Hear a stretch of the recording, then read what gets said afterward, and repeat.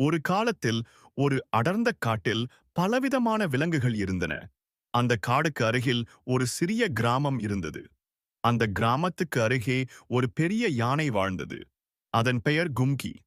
அது மிகவும் நல்ல குணம் உள்ளது, மென்மையான மற்றும் புத்திசாலியான யானையாக இருந்தது.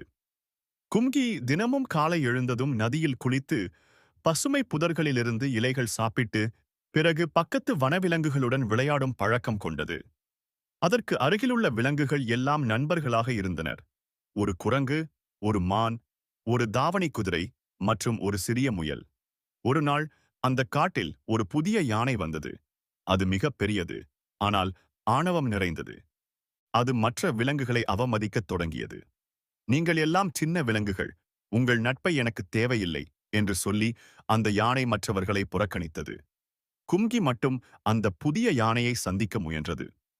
நாம் அனைவரும் நண்பர்களாக இருக்கலாம், ஒன்றிணைந்தால் பலம் என்று சொல்ல முயன்றது. ஆனால் அந்த புதிய யானை அதை கேட்கவே இல்லை.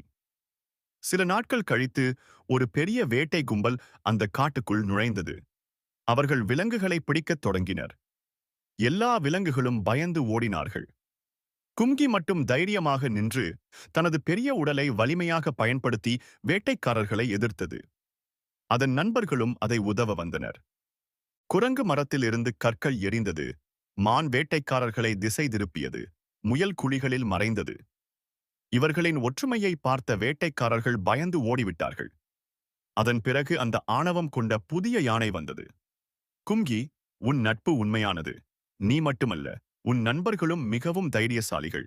என்னையும் உங்கள் நட்பு வட்டத்தில் சேர்த்துக் கொள்வீர்களா? எனக் கேட்டது. கும்கி மென்மையாக சிரித்தது. நட்பு என்பது உடனடியாக தரப்படக்கூடிய ஒன்று. ஆனால் உண்மையான நட்பு நேரத்தோடு வளர வேண்டும். நாங்கள் உன்னை ஒப்புக்கொள்கிறோம், ஆனால் உனது நடத்தை மாற்ற வேண்டும் என்றது. அந்த நாள் முதல் புதிய யானையும் மற்ற விலங்குகளும் ஒற்றுமையுடன் வாழ்ந்தனர். அவர்கள் வாழ்ந்த காட்டில் இனி ஒருபோதும் வேட்டைக்காரர்கள் வந்ததில்லை.